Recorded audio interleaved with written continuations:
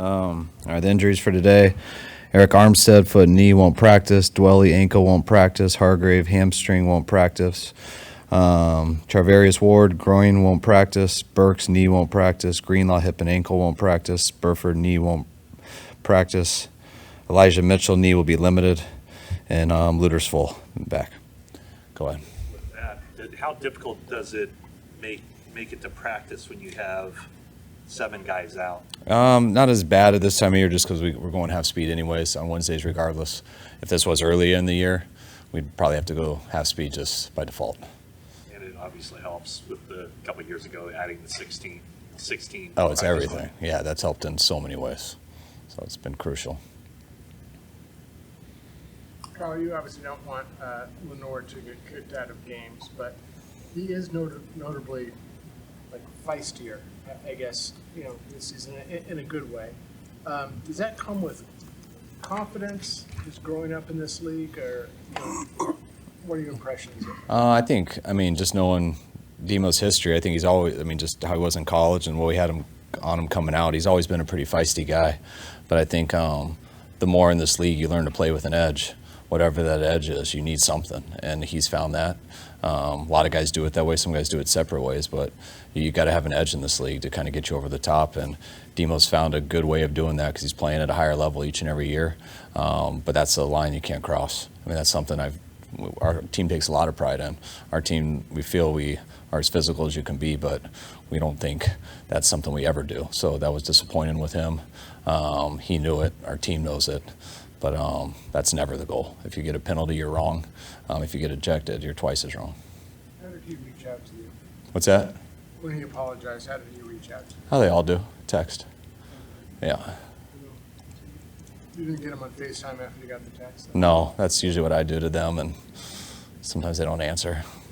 But they'll call back and just be like, I have bad service, or text back.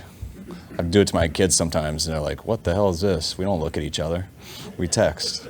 You mentioned recently that Christian McCaffrey is the best player without the ball in his hands that you've ever coached. How would you assess Deebo Samuel in that department? I think he's getting there. I'm not giving him the best ever. But Deebo's such a big fact. First of all, to be that good without the ball, everyone's got to be concerned with you. So people are concerned with Deebo all the time. That's why we're constantly stressing to him the importance of doing stuff on the backside because people will watch him hard. I think Deebo has struggled with it when he's been banged up. Anytime you can't practice and stuff, it's hard to do that, play in and play out. That's what I love, when you can string together some weeks, stay healthy, be able to continue practicing, which he's done here for about a month, and now he's a big effect without the ball. You said one of the favorite passes you saw out of Brock was the check down to Deebo, but he also had a pass where he rolled to the left and shot it over to Ayuk down the side. What makes him so proficient and able to move to his left and make that throw? I think he knows where he's going with the ball. And then sometimes when color flashes and you don't have time to wait for that to show, you got to take your eyes off the look and find a way to buy time. And once he does buy time, he already saw where to go. So then he goes to a spot, and now the timing's a little bit off, so he did a great job of fading him away, because you want to catch that about 20 yards, and Brock was late to it because he had to be, but it was the right spot to go, and then he had to fade him to turn it in about 30-something. And that was so huge by Chris Conley, just continuing to run down the field. It was a 3-level throw where they're separate from each other. But because Brock broke, Ayuk had to go deeper, and Conley was still so deep, so we still got those 3 levels and worked out good. He mentioned the one throw he made, I think it was to Deebo, where he noticed that the safety was flat-footed. Like, how next level is that? At what point in the quarterback's NFL development is he not just looking at a blurry picture and he can actually see a guy's feet? I think that's stuff that he does I think that's the talent in Brock that you can't always judge. Like, I think vision and stuff is very important and doesn't just go into, like, is he 20/20? Like, there's different types of vision of, like, looking outside wide, coming in, like, just the words I never know. But it's a big deal how your eyes see things, and I think Brock recognizes this stuff and the speed of things and levels, and he knows the hole and the defenders and what they should defend, but it's always there's a progression. It's like, yeah, this play is going to go to here, but that guy might not do his job. And so you got to feel that. Make sure if he does his job, we're going to number 2. That's what he usually does. And Brock went to number 1, which hadn't been there on tape, but he wasn't backing up, and we had a fast guy in the slot. and you better back up. And he hesitated a little bit, and Brock saw that, and so he doesn't memorize and guess. He kind of sees it and reacts, and that's the coolest thing about him. You're talking about the defensive guy, like you draw it up, and hey, if the defense is played soundly, this is what this guy should do. But there are times where it makes it more difficult on the offense because the defense isn't doing. That's how everything. There's always progression, but you might call a play where this guy's number one in the progression, but the coverage that they play, he's never open. So you should see he's covered, and that means number two is open. But if you get that coverage and you just go right to number two and he's covered, you can't go back to number one.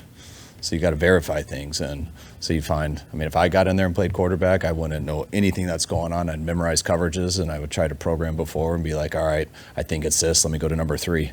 And then you get fooled, and once you try to come back to number one, you're throwing picks or getting sacked. So it's knowing what's going on, but also still playing the game and trying not to get overwhelmed with coach talk or a film and all that. You got to be in a pocket and read things and react, and that's why it's really tough to play the position. Said on the radio yesterday that he talked to Nick Mullins, and Mullins told him that his arm might not be fully normal again until halfway through the season, and Brock said that indeed happened. Can you see that on film with his throwing? Yeah, I think just like it's not like you can't. It's not that you can see it on film. It's not like, wow, it's got a lot more zip. He's throwing a lot farther. I think it's about being in shape. And like when receivers go like a month without catching a football, they come back and they drop balls. And it's not because their hands aren't in shape, it's because their eyes aren't. They're not used to running full speed and tracking things that fast. And so they just don't see it as well. If a quarterback's not throwing in the offseason, he can still, I mean, they're born to throw, and he throws it right, and he can, once he was cleared, he was throwing it normal.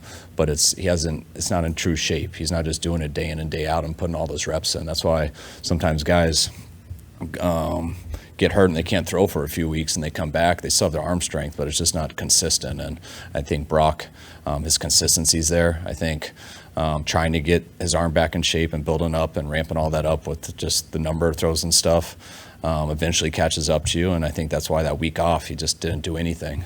I remember him coming back after the week off, and he was rusty that Monday, just didn't throw it that great.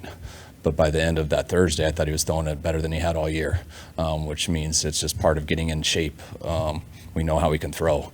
But when you take a whole off season off, the conditioning is not quite there. Doesn't mean his arm's not, but just the consistency over all the throws has changed, and I think it's back. Kyle, what ways do the Cardinals look different than when you saw them earlier in the season? They're doing the exact same stuff. They're just better at everything. I got a lot of respect of how they've done this year. I thought they were real tough at the beginning of the year. I thought we had to play flawless on offense to beat them, but that was a real tight game. And since then, they have how many ever games it is, 9 more games of reps. They're playing very hard. They're playing together. They've added some really good players, especially Buddha, who they didn't have. I think they've always been real talented on special teams. They've also gotten a very great talented quarterback back. So, and they remind me of a lot of us our first year, where we started out 0-9 and finished 6-10. I think everything they're doing is the right way, and I think they're a real tough football team. They use a lot of the same defensive principles you did to keep Jalen Hurts in the pocket for Kyler Murray, or are they different? They're different. I mean, he's still a huge threat to run every time, but there's a little different style in how they play and stuff. So, but he is a problem. Anyway, we all know how fast and quick he is, and if you give him, no matter what you do in coverage, if you give him those open gaps, he's going to get 15 faster than anybody. Brock is very much in the MVP conversation, but when you have someone like Christian on the team, how hard is it to decipher that? What are your thoughts on that? You're trying to get me in trouble with those two guys? That's the only reason I wouldn't overly comment on either one of them, because I don't want them to cancel each other out. But if any non-quarterback's going to get an MVP, I don't get how Christian McCaffrey can't. I mean, he's amazing in what he's done all year. If it's going to a quarterback, then I don't have to talk about Christian. I can talk about our quarterback, and I'm still, if his numbers is all you see, then I think that solves it up. But if you watch the film, then it makes it even stronger, which to me is the most important thing. More than one occasion, we've seen Brock drop back and kind of use lefty footwork, kind of drop and then flip the hips and back to his throwing side. Is that, I would imagine that's by design. What's the coaching point on the lefty drop for the righty quarterback? Just parts of their action. Guards are pulling where our backs are going. It's, you got to be able to move both ways. And I I'd rather him move to the left and throw left-handed, but he can't do that yet. So he's got to turn around. But you try to balance everything out. So you just don't want to be one-dimensional. So yeah, it's probably easier to go to the right, but once you get used to doing it both ways, it ends up being the same. What are your coaching points for your wide receivers when they line up? See what happened to the KC Buffalo game. How do you coach them on that? What's your expectation for them and the refs? And did you learn something from that play? That's just how football always is. As soon as it's broke, the wideout's got to sprint and get lined up as fast as they can.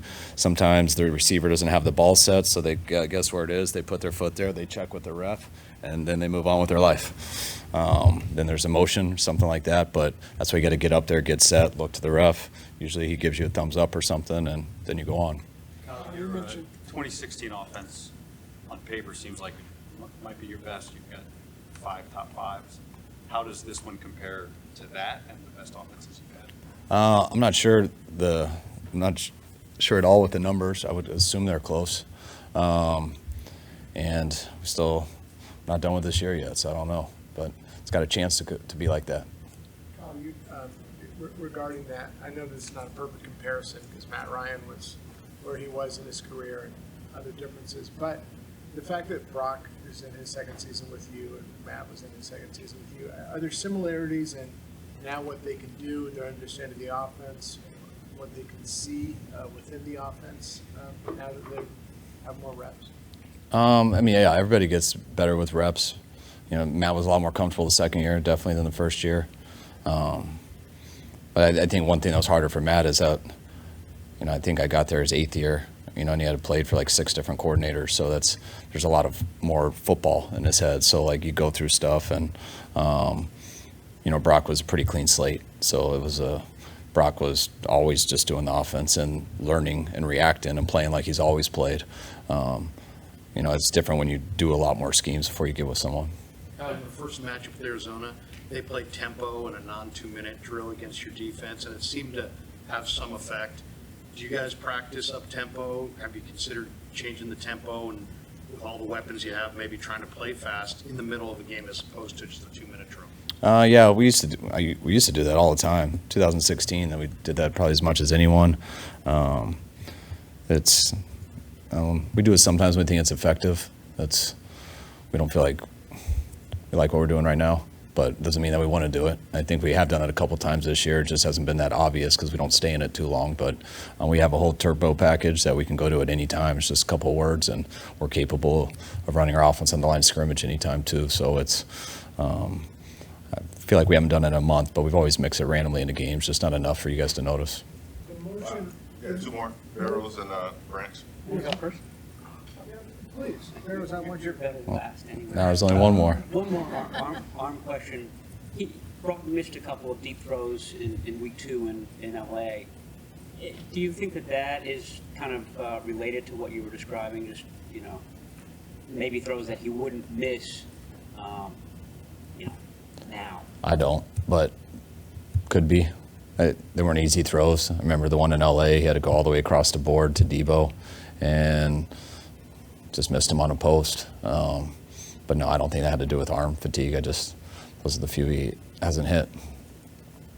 2 quick minutia questions that may be lame, but Probably.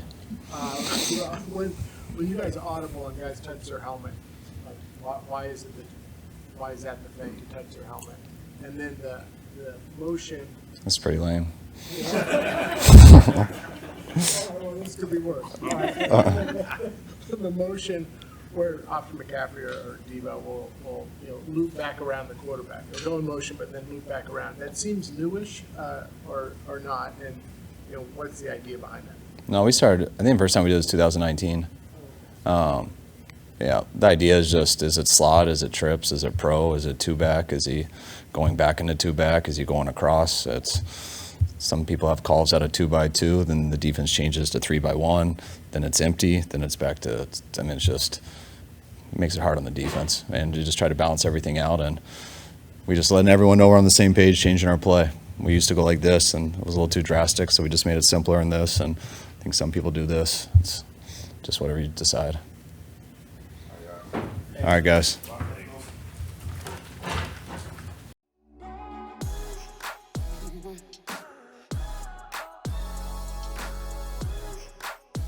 Bye.